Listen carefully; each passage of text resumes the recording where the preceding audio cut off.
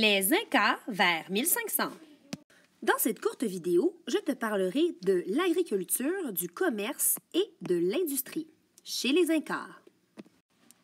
Si tu te souviens bien, chez les Iroquois, le sol était assez fertile pour pouvoir faire de l'agriculture. Par contre, chez les Algonquiens, qui vivaient dans le bouclier canadien, l'agriculture n'était pas possible puisqu'ils ne pouvaient pas souvent s'en occuper. Chez les Incas, l'agriculture est la principale activité économique.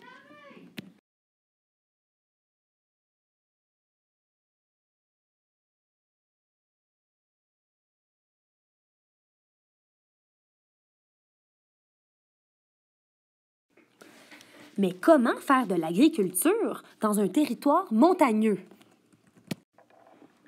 Pour solutionner ce problème, ils ont aménagé le territoire en construisant des terrasses. Les terrasses, ce sont comme des escaliers qui sont remplis de terre et dans lesquels on fait pousser des légumes. Ils peuvent donc cultiver à même la montagne en utilisant ces paliers. Voici une petite photo qui te présente l'aménagement de l'agriculture des Incas en montagne, communément appelée les terrasses.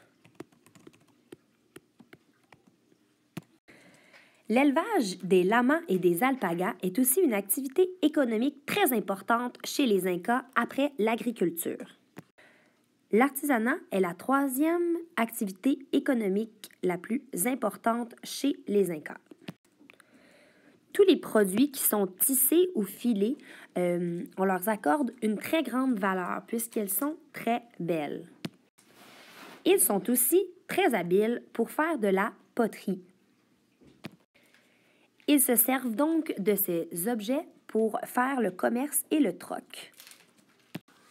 Tu peux maintenant répondre aux questions dans ton Padlet dans la catégorie Transport et communication. Première question, qu'est-ce qu'un réseau routier Inca? Donc ici, je veux que tu me le décrives dans tes mots, ce qu'est un réseau routier. Et ensuite, à quoi sert le service de messager? Donc là, on parle un peu plus de la communication. Tu peux maintenant répondre aux questions sur ton Padlet.